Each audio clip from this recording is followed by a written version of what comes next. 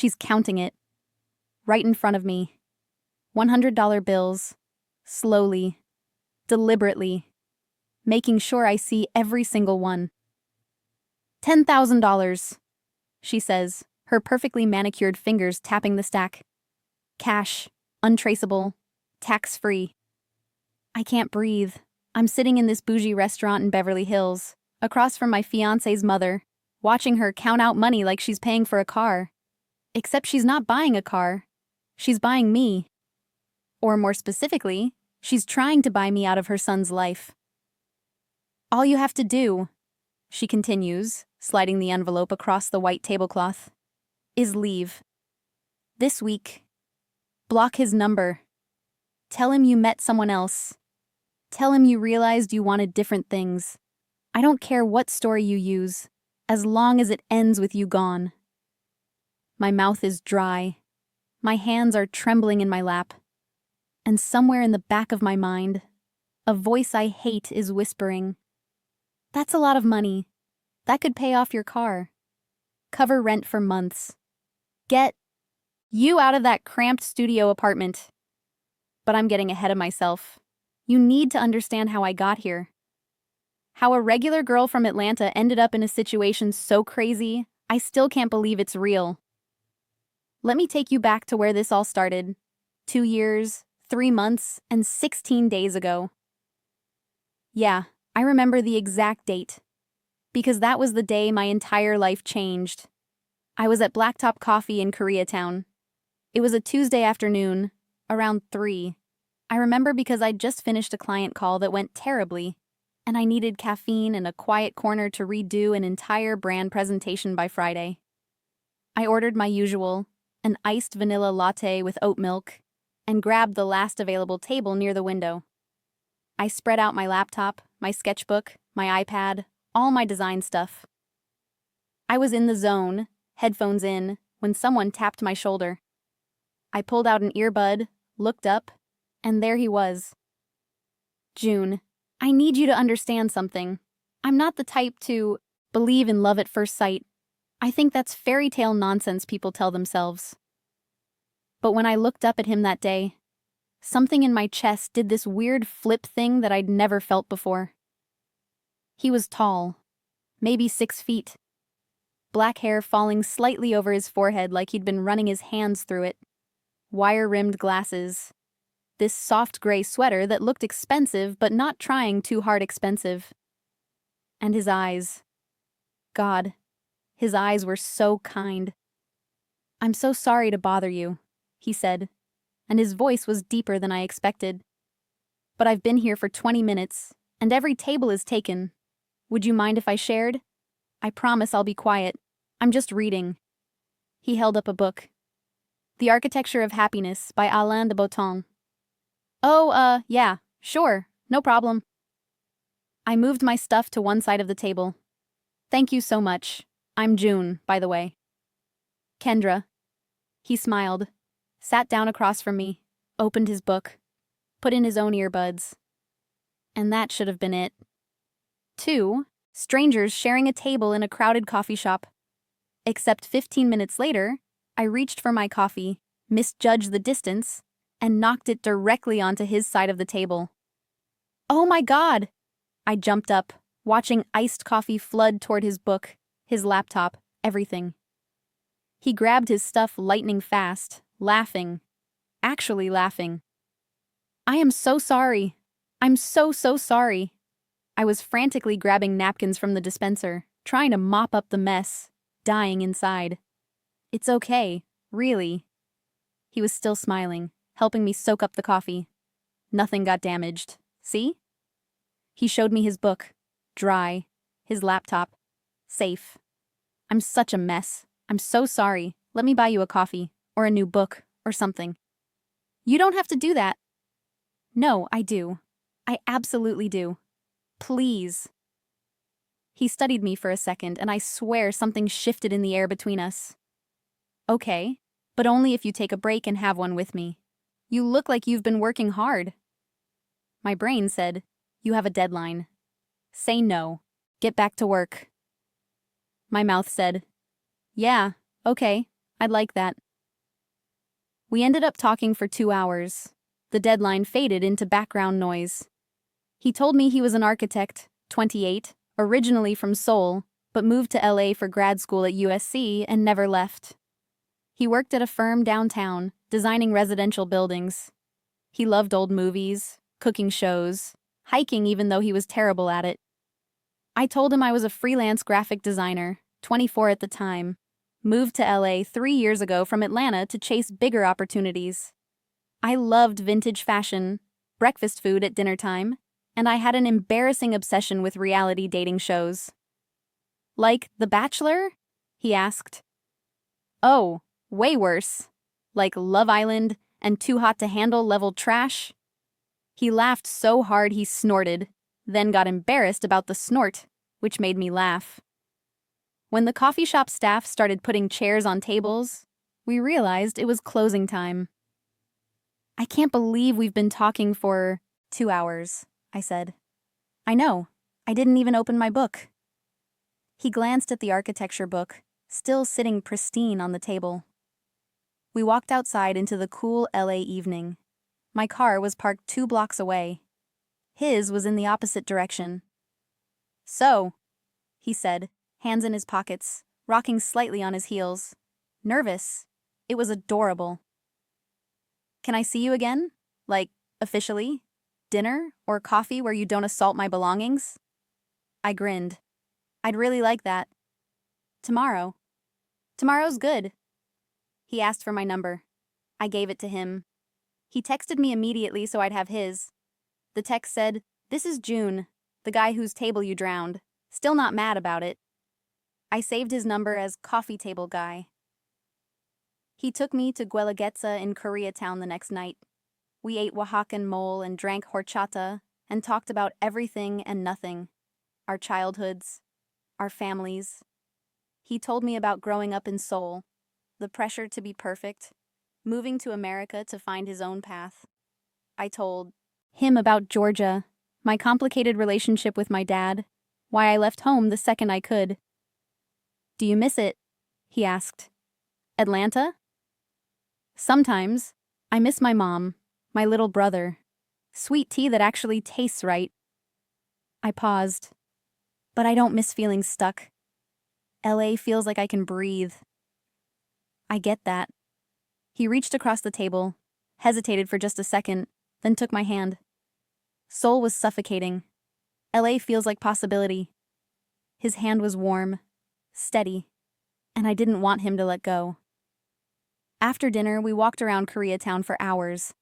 He showed me his favorite spots, a tiny bookstore that stayed open until midnight, a Pojangmatcha-style street food spot where we got tteokbokki, and he taught me how to say it properly, a rooftop bar where we could see the entire city lit up like a circuit board.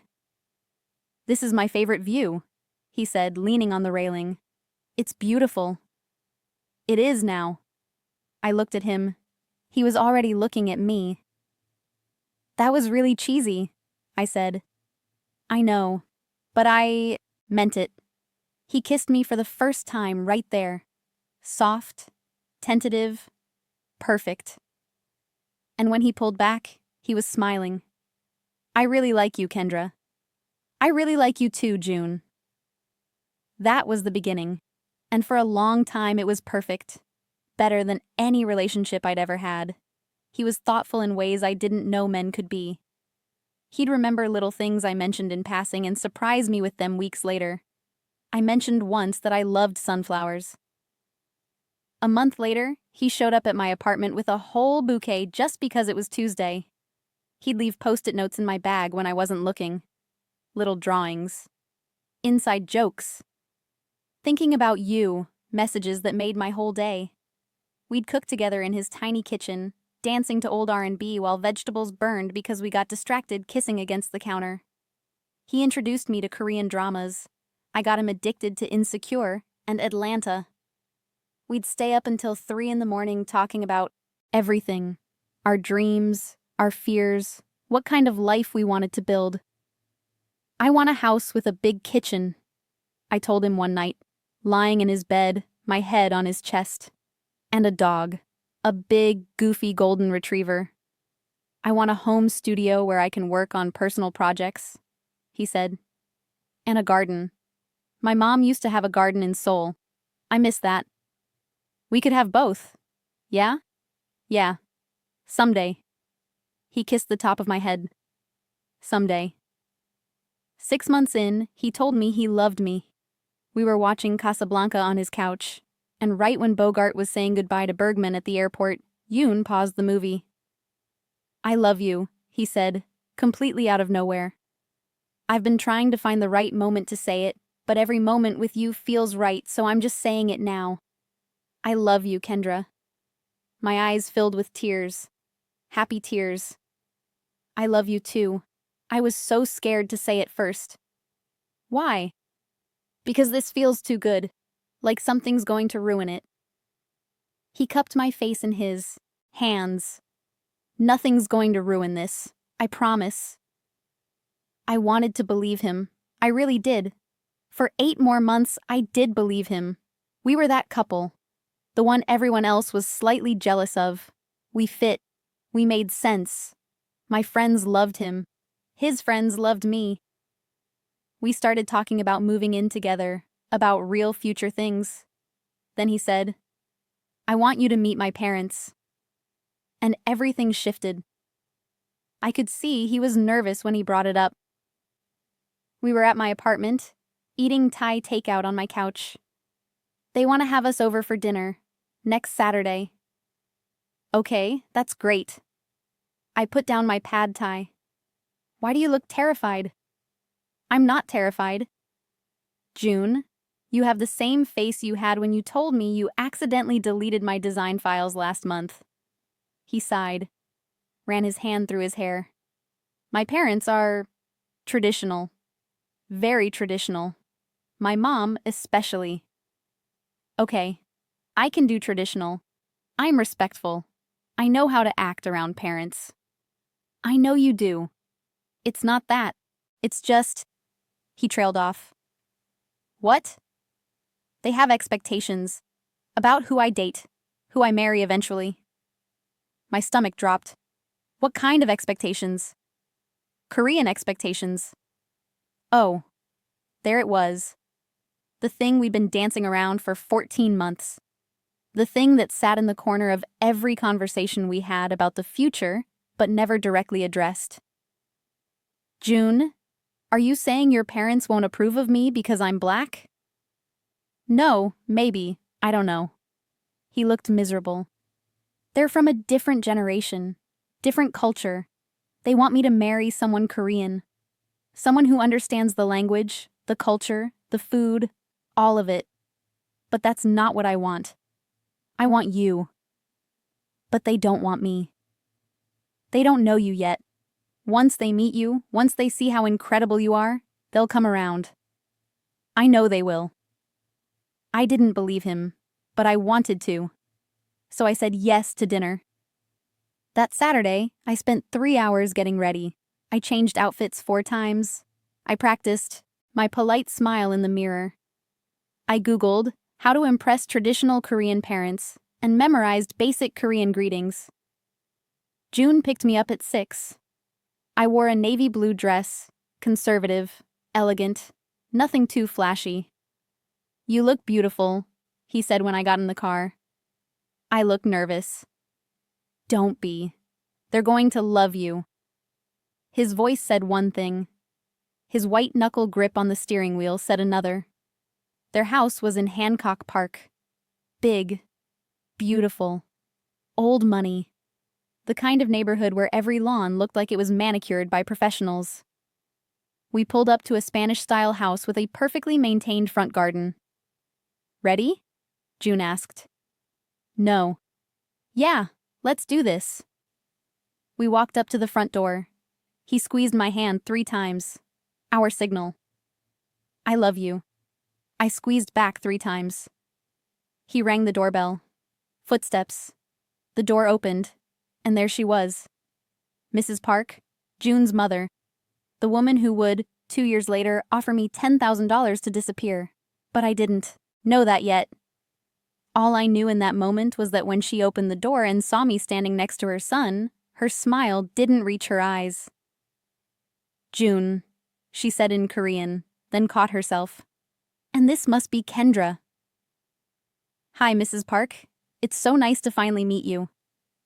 I extended my hand. She looked at it for half a second too long before shaking it. Her hand was cold. "Please, come in." We stepped inside.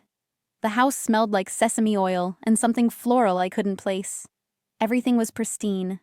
White walls, hardwood floors, not a thing out of place. Mr. Park appeared from the living room. Warmer. He smiled genuinely, shook my hand with both of his. "Welcome, Kendra. We've heard so much about you. All good things, I hope." "Of course. Please, sit. Dinner is almost ready." We sat in the formal dining room. The table was set with fine china, cloth napkins, multiple courses already laid out. Mrs. Park sat across from me. I could feel her eyes on me even when I wasn't looking, directly at her.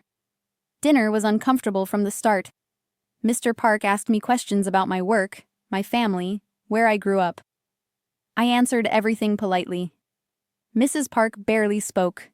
When she did, it was in Korean, directed at June. He'd translate occasionally, but I could tell she wasn't saying anything meant for me to hear. "Mom, please speak English," June finally said, frustration creeping into his voice. She looked at me, through me. Of course, I forget. But she didn't forget. And she didn't switch to English. Not really. That was the first night. The first test. And I failed without even knowing what the test was. If you've ever felt invisible in your partner's family, drop a comment. And hit subscribe because this story is about to get so much worse. After that first dinner, things between June and I were tense for about a week. Not because of us, but because of what we both knew and weren't saying. His mother hated me, and we both pretended she didn't. "She just needs time," he kept saying.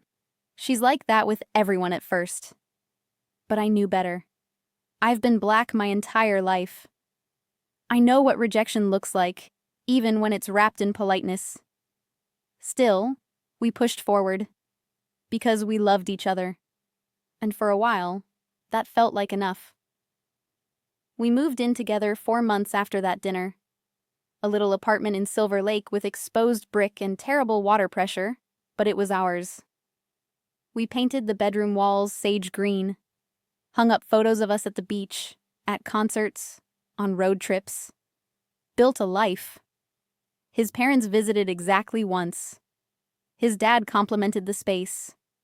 His mother looked around like she was inspecting a crime scene and said, "It's small." "It's what we can afford right now," June said tightly.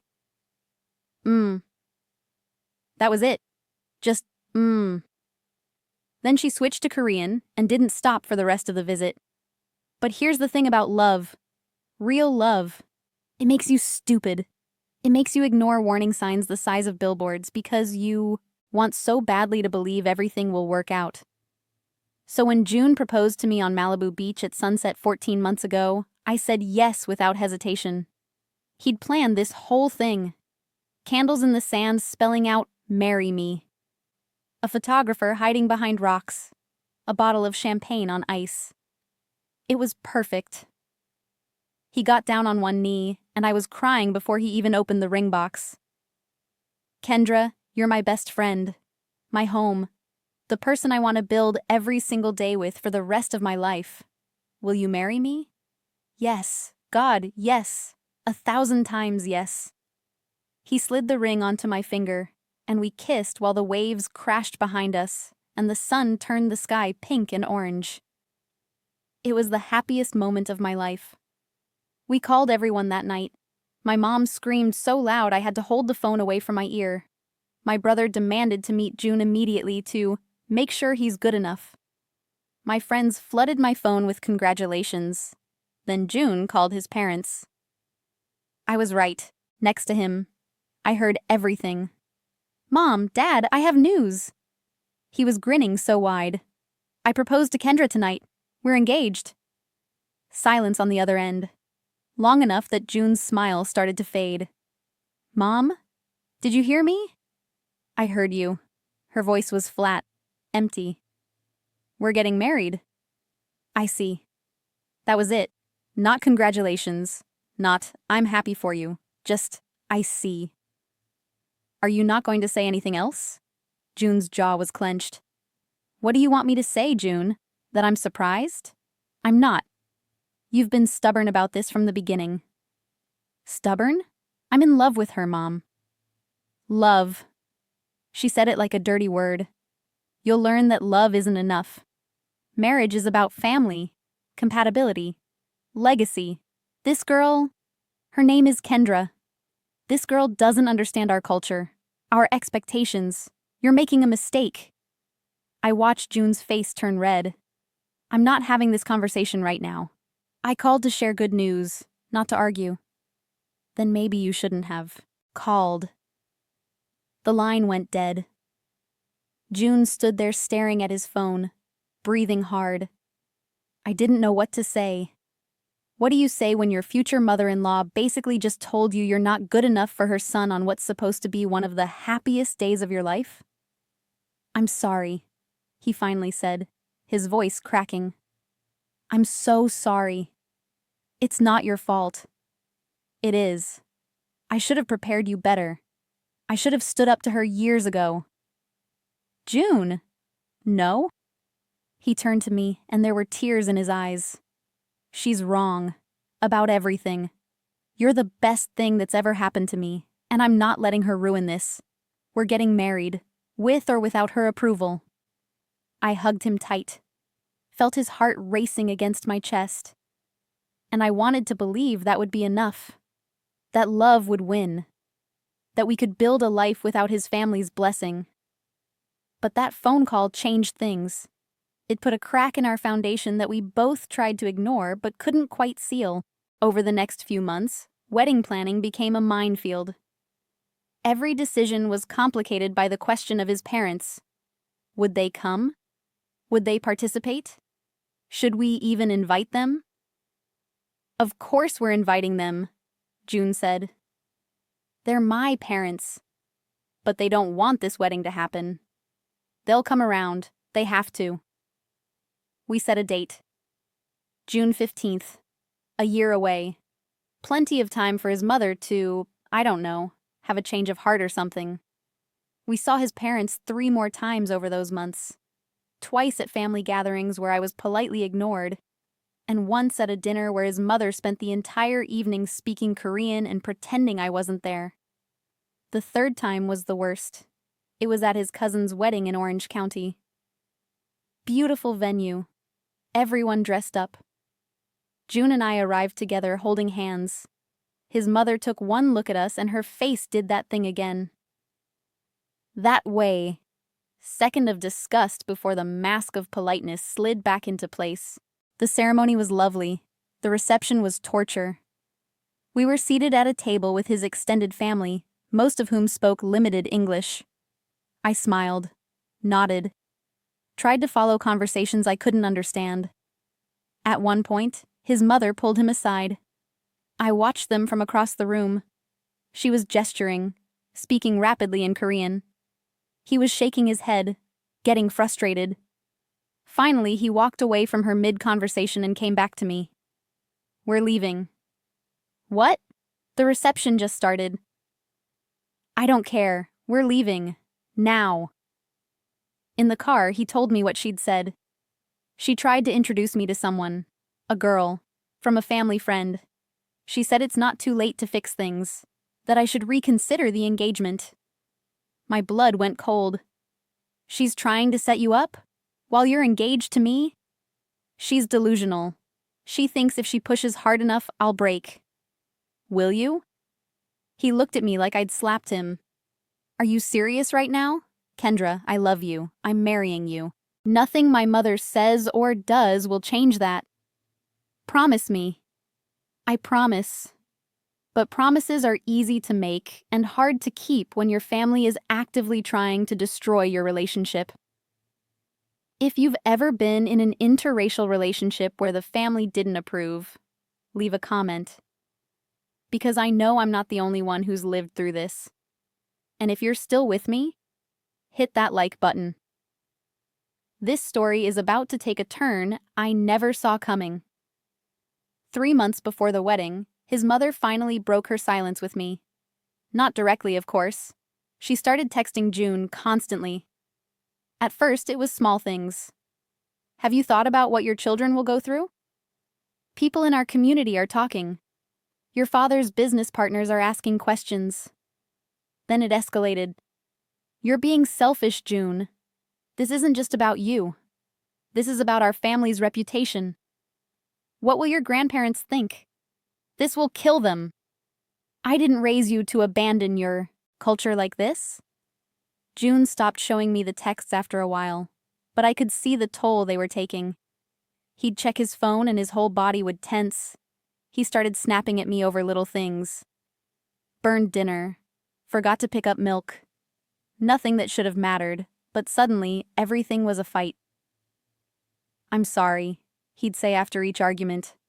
I'm just stressed. About the wedding or about your mom? Both. I don't know. Everything. We started going to couples therapy. Our therapist, Dr. Chen, was patient and understanding. She helped us communicate better. Helped June set boundaries with his mother. Helped me process my feelings about not being accepted. You can't control her reaction, Dr. Chen said to me during one session. You can only control how you respond. And June needs to be the one to manage his relationship with his parents. That's not your burden to carry. But it felt like my burden. Because every text his mother sent, every disapproving look, every family gathering where I was invisible, it all added up. And it was crushing me.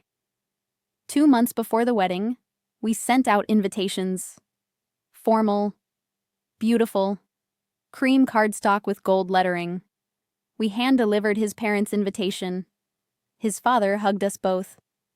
We'll be there. His mother took the invitation, looked at it, and set it on the table without a word. Mom, June said, will you come? I don't know. That's not an answer. It's the only answer I have. We left their house in silence. In the car, June punched the steering wheel so hard I thought he'd break his hand. She's not coming, he said. She's going to boycott our wedding. Maybe she'll change her mind. She won't. You know she won't. He was crying, full-on crying. And I'd never seen him like that before. So broken, so defeated. Then we get married without her, I said, taking his hand. We don't need her permission to be happy. But I wanted her there. I wanted her to see how happy you make me. I wanted her to accept us. I know, baby, I know. 6 weeks before the wedding, things came to a head. June's dad called and asked if we could come over for dinner. Just the 4 of us. Important conversation. I didn't want to go. Every instinct told me this was a trap. But June insisted. Maybe they want to talk about the wedding. Maybe she's finally ready to support us. I should have trusted my instincts. We arrived at 7. His mother had cooked. A full Korean meal. Bulgogi, kimchi, japchae, banchan covering the entire table. It smelled incredible. Sit, she said. Not warm, but not hostile either. Just neutral. We sat, we ate, small talk, weather, work, nothing substantial. I started to relax. Maybe this would be okay. Then, after dessert, his mother cleared her throat. June, your father and I want to discuss something important with you. Okay. She glanced at me. Privately. My stomach dropped. No, June said immediately. Anything you say to me, you can say in front of Kendra. His mother's jaw tightened. Fine. We want to make a proposal. What kind of proposal? We've been thinking about your future. About what's best for you. And we believe we've found a solution that benefits everyone. I felt cold suddenly. like someone had opened a window in the middle of winter. "What solution?" June asked slowly. His father spoke up for the first time. "We've been in contact with the Kims. Do you remember their daughter, Mina? You met her when you were teenagers." "Vaguely. What does this have to do with anything?" "She's back in LA. She's a doctor now, pediatrics, and she's single. Her parents mentioned she's looking to settle down." "Oh God, oh no." "Are you serious right now?" June's voice was deadly quiet. "I'm engaged. We're getting married in 6 weeks." "Engagements can be broken," his mother said calmly. "It's not too late." "Not too late? Mom, what the hell are you talking about?" "Watch your language." "No, you need to hear this. I'm marrying Kendra. Not Mina. Not anyone else. Kendra. The woman I love. The woman I've been with for over 2 years. The woman sitting right here listening to you try to auction me off like I'm some kind of prize." His mother's facade cracked. Her voice went cold. Sharp. "That woman doesn't belong in this family." The room went silent. Even the air felt heavy. "Excuse me?" June stood up so fast his chair fell backward. "You heard me. She doesn't understand our culture, our values, our expectations. This isn't about race." "Bullshit. This is entirely about race." "Don't you dare speak to me like that." "Then don't sit here and insult the woman I'm going to marry." His mother stood too. "You're making the biggest mistake of your life. And when it all falls apart, when you realize I was right, don't come crying to us." "I won't have to. Because it's not going to fall apart. You'll lose everything. Your family, your heritage, your identity.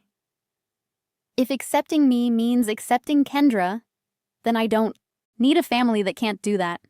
His mother actually gasped, like he'd physically hurt her. His father stood trying to mediate. "June, let's all calm down and talk about this rationally." "There's nothing to talk about. We're leaving." June grabbed my hand. We walked out. His mother was yelling after us in Korean. His father was saying something I couldn't make out. We got in the car and June just drove. No destination. Just drove. We ended up at the beach, Manhattan Beach, empty, dark. The sound of waves in the distance. We sat in the car for 20 minutes in complete silence. Then June spoke. "I'm done. I'm cutting them off. They can come to the wedding or not. I don't care anymore." "June?" "I mean it. I've spent my whole life trying to make her happy. Trying to be the perfect son. And nothing's ever good enough. But you? You make me happy. You make me want to be better. And if she can't see that, then that's her loss." I kissed him. Tasted salt from tears I didn't know I was crying. "I love you," I whispered. "I love you too. And we're going to be okay. I promise." That was 4 weeks ago. 2 weeks ago, my phone rang. Unknown number. "Hello? Kendra, this is Mrs. Park, June's mother." My heart stopped. "I think it's time you and I had a conversation. Just the two of us. Woman to woman. Are you free for lunch tomorrow?" Every alarm in my body went off. But I said, "Yes, of course." "Good. I'll text you the address. 1 o'clock. Don't tell June. This is between us." She hung up before I could respond. I stared at my phone, hands shaking. This was a bad idea. I knew it was a bad idea. But part of me thought maybe this is it. Maybe she wants to make peace. Maybe she's ready to accept us. So the next day, I put on a navy dress, did my makeup, drove to Beverly Hills, and now I'm sitting here, watching her count out $10,000 in cash, realizing I was never the daughter-in-law she wanted. I was just the problem she needed to pay to go away. The envelope is still sitting between us. $10,000. I can see the edges of the bills. Crisp. New. Like she withdrew it from the bank this morning specifically for this purpose. "I know this must be shocking," she says, and her voice is so calm it makes my skin crawl. But I'm trying to be reasonable here. I'm trying to give you an option that benefits everyone. Benefits everyone? My voice comes out hoarse. How does paying me to leave your son benefit everyone? Because you'll have money to start over, and June will have the chance to build the life he's supposed to have. With someone appropriate. Someone Korean, you mean? She doesn't even flinch. Yes, someone who understands our culture, our values. Someone who can give him children who look like him, who will fit into our family without complications. I feel like I'm going to throw up. You think I'm a complication. You're not a bad person, Kendra. I can see why June is attracted to you. You're pretty. You seem kind. But pretty and kind isn't enough. Marriage is about compatibility, family, legacy, and you simply don't fit. Because I'm black. Because you're not Korean. She says it like there's a difference. This isn't personal. How is this not personal? You're literally paying me to leave your son. I'm offering you a solution. You can take this money, walk away with dignity, and both of you can move on. Or you can refuse, marry him, and spend the rest of your life watching him resent you for the family he lost. Because make no mistake, if you go through with this wedding, he will lose us. Permanently. My hands are shaking so hard I have to put them in my lap. You'd cut off your own son? I'd let him make his choice, and eventually he'd realize he made the wrong one. When your children get bullied at school for looking different. When people stare at your family in restaurants. When he can't bring you to business dinners because his colleagues don't know how to act around you. When he realizes how much easier life would be with someone who fits. Every word is a knife. Precise. Calculated. Designed to hit exactly where it hurts most. You don't know anything about us, I say, and my voice is shaking. You don't know how happy we are. How much we love each other. Love. She picks up her water glass, takes a delicate sip. Love fades. You know what doesn't fade? Culture. Family obligations. The reality of navigating a world that doesn't accept mixed families as easily as you'd like to think. So you're doing this for his own good? Is that what you tell yourself? I'm doing this because I'm his mother. And a mother's job is to protect her child, even when he doesn't understand that he needs protecting. From me. From a decision that will make his life harder than it needs to be. Yes. I stare at her. This woman who I've tried so hard to win over for 2 years, who I've smiled at, deferred to, respected, despite every signal that she didn't want me around. And now she's sitting here, calmly destroying my life like she's negotiating a business deal. What if I tell June about this? I ask. What if I tell him you tried to pay me off? Then he'll be angry. He'll defend you. He'll cut us off just like he threatened. And you'll get married. She leans forward slightly. But here's what you don't realize. That anger won't last forever. One day, maybe a year from now, maybe 5, he'll look at you and wonder what his life would have been like if he'd made a different choice. If he'd married the woman his parents wanted. If he had kids who could speak Korean and understand their heritage without it being a constant battle. And that wondering, that will poison everything. You're wrong. Am I? Think about it, Kendra. Really think. You've seen how hard this has been already. The tension, the arguments, the therapy sessions. And you're not even married yet. What happens when the honeymoon phase ends? When reality sets in? When you have to decide where to spend holidays and he's torn between you and his family? When you have kids and I'm not there to meet them? When he watches his friends' children playing with their grandparents and his children don't have that? I hate that her words are landing. Hate that she's voicing fears I've had in the dark at 3 in the morning when June's asleep and I'm staring at the ceiling wondering if love really is enough. I can see you're considering it, she says softly. That's good. That means you're smart. You understand what I'm offering here isn't just money. It's freedom. For both of you. Freedom, I repeat numbly. To find people who fit your lives naturally, without all this struggle, without losing family, without compromising who you are. She pushes the envelope closer to me. Take it. End things this week. Tell him whatever story you want. I'll never tell him about this conversation. And you can both move forward. I look at the envelope. $10,000.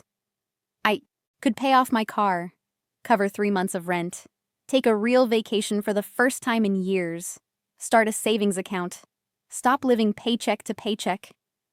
And all I'd have to do is give up the man I love, the man who proposed to me on a beach at sunset, who leaves me notes in my lunch bag, who learned to make my grandmother's mac and cheese recipe from a 30-minute FaceTime call with my mom, who holds me when I cry about freelance clients who don't pay, who believes in me when I don't believe in myself. I think about the life we've built. Our little apartment with the terrible water pressure. Sunday mornings in bed reading different books but with our feet touching. Cooking together and burning things and laughing about it. Planning a wedding that's supposed to happen in 4 weeks. Talking about the future. About kids. About growing old together. And I think about his mother's words. About resentment. About struggle.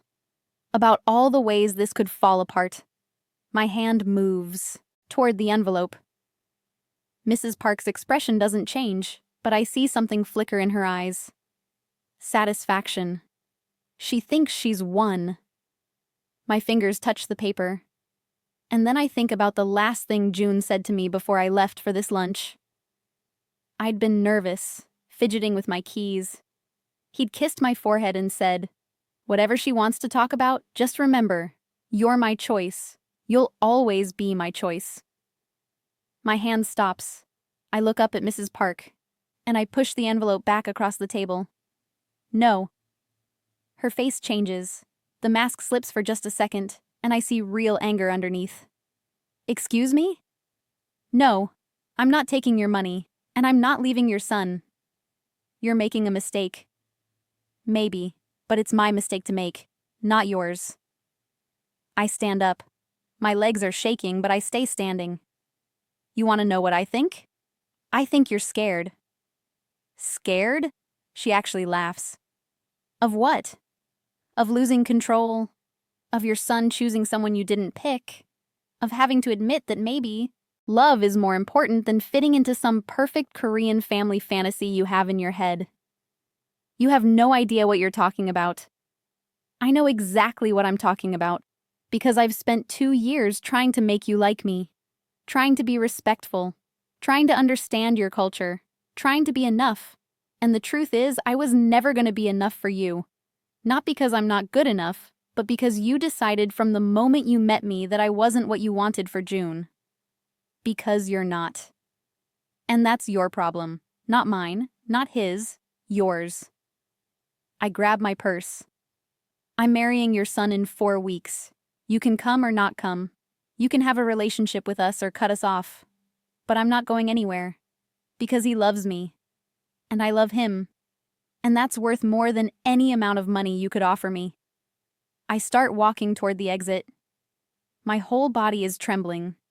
I'm probably going to cry the second I get to my car. Kendra. I stop. Turn around. Mrs. Park is standing now too. And for the first time, she doesn't look composed. She looks angry. Really angry.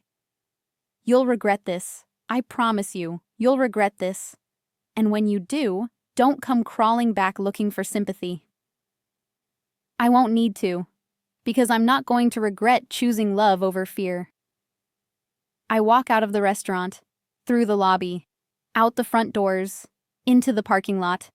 I get to my car, lock the doors, and then I completely fall apart. I'm crying so hard I can barely breathe. Not sad crying, angry crying, relieved crying. Every emotion I've been holding in for 2 years is pouring out of me in ugly, choking sobs. I don't know how long I sit there. Could be 5 minutes, Could be 20. Eventually, my phone buzzes. It's June. How did lunch go? I stare at the text, and I realize I have two choices. I can tell him what just happened. Tell him his mother tried to pay me $10,000 to leave him. Tell him about every horrible thing she said. Watch him cut off his family permanently. Watch that relationship die. Or I can lie. Tell him it was fine. Keep this secret. Let him keep hoping his mother will come around. I call him instead of texting. Hey, he answers immediately. How was it? Did she finally agree to come to the wedding? June, I need to tell you something. And I need you to listen to the whole thing before you say anything. His voice changes. What happened? Are you okay? I'm okay, but your mom... I take a shaky breath. She offered me $10,000 to leave you. Silence. Long, heavy silence. She what? She invited me to lunch to offer me money to break up with you. She said it would be better for everyone. That I don't fit into your family. That you'll resent me eventually. She literally counted out cash in front of me and told me to walk away. Where are you right now? In my car. In the restaurant parking lot. Stay there. I'm coming to you. June, stay there. He hangs up. 20 minutes later, his car pulls up next to mine. He gets out, opens my door, and pulls me into his arms. I'm crying again. He's crying too. I'm so sorry, he keeps saying. I'm so sorry. I said no. I pushed the money back. I told her I wasn't going anywhere. He pulls back to look at me, cupping my face in his hands. I know you did. Because you're incredible. And she's wrong about everything. Do you hear me? Everything. She said you'll resent me, that I'm taking you away from your family. You're not taking me away from anything. She's pushing me away by doing this. And I'm done, Kendra. I'm completely done. What does that mean? It means she's not invited to the wedding. Neither of them. It means I'm cutting contact until she can respect us. Respect you. And if that never happens, then that's her choice. June, she's your mother.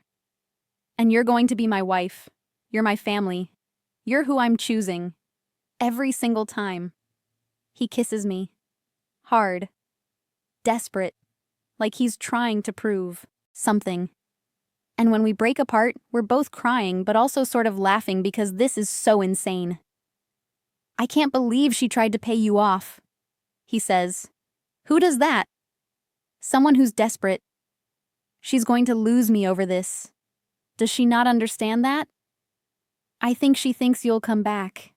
That you'll realize she was right. Never. Not in a million years. You're stuck with me, Kendra. For better or worse. And right now it's pretty worse, but I promise the better is coming. We sit in my car together for another hour, just talking, processing. He calls his dad while I'm sitting there and tells him everything. I can hear his dad on speakerphone. June, I didn't know she was going to do that. You have to believe me. Did you know about this lunch? Pause. I knew she wanted to talk to Kendra. I didn't know about the money. But you knew she was going to try to convince her to leave me. Another pause. Longer this time. Your mother is scared. She's handling this badly, but she's scared of losing you. She's losing me because of how she's handling this. Tell her not to contact me. Not to contact Kendra. We'll reach out if and when we're ready. But right now, I don't want to hear from her. June! Dad, I love you, but I can't do this anymore. I've tried. Kendra's tried. We've been patient and respectful and understanding. And in return, Mom tried to pay off my fiancé like she's some kind of prostitute. So no, we're done. He hangs up. We drive home separately. That night, we order pizza and sit on our couch, and we talk about everything. The wedding, his family, our future. Whether we're strong enough to handle this. Are you having doubts? He asks me at one point. I think about it. Really think about it. No, I'm angry, I'm hurt, I'm exhausted, but I'm not doubting us, are you? Never. You're the easiest choice I've ever made. The wedding happens 4 weeks later. June 15th. A small venue in Topanga Canyon. 75 guests. My family flies in from Atlanta. His parents don't show up. His dad sends a card with a check and an apology. His mother sends nothing. It's the most beautiful day of my life. I walk down the aisle to La Vie en Rose, played on acoustic guitar. My dress is vintage lace. June cries the second he sees me. We write our own vows.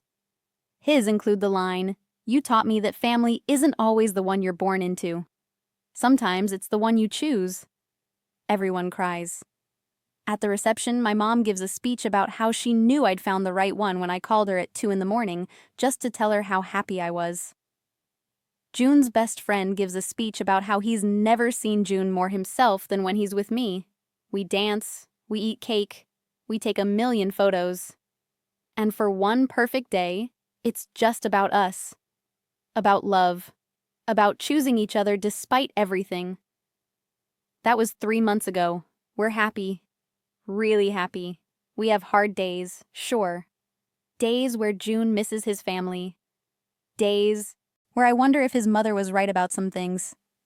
But mostly, we're building the life we want. Together. His mother hasn't reached out. Not once. His dad calls occasionally. Carefully. Never mentioning his mother. Never pushing. Just checking in. Maintaining a fragile connection. Last week, June asked me if I ever regret saying no to the money. We were in bed, lights off, just talking in the dark. "No," I said. "Do you wish I'd taken it?" "God, no." I just wonder sometimes what she thought would happen. Like, did she really think $10,000 was enough to make you leave me? I think she thought I was after your money, that I'd jump at any chance to cash out. That's so insulting. Everything she did was insulting. But you know what? We won. We're married. We're happy. And she's the one who's missing out. Yeah. He pulled me closer. We did win, didn't we? We really did. So that's my story. The story of how my mother-in-law tried to pay me $10,000 to leave her son, and I said no. Because some things aren't for sale. My dignity, my love, my future. If you made it this far, thank you for listening. If you've been through something similar, please share your story in the comments. Let's talk about this. Because I know I'm not the only person who's faced family racism in an interracial relationship. And the more we talk about it, the less alone we all feel. Hit that subscribe button if you want more real, honest stories about love, family, and everything in between. And hit the like button if you think love is worth fighting for. As for me and June, we're doing just fine. His mother made her choice. We made ours. And honestly, I wouldn't change a thing. Well, maybe one thing. I would have loved to see her face when she realized that no amount of money was ever going to be enough. Because you can't buy someone's dignity. You can't buy their self-worth. And you definitely can't buy their way out of real love. So, Mrs. Park, if you're somehow watching this, and I doubt you are, I hope you know that your son is happy. Truly happy. And not because he chose what was easy, but because he chose what was real. And that's worth more than all the money in the world. Thanks for watching. I'll see you in the next one.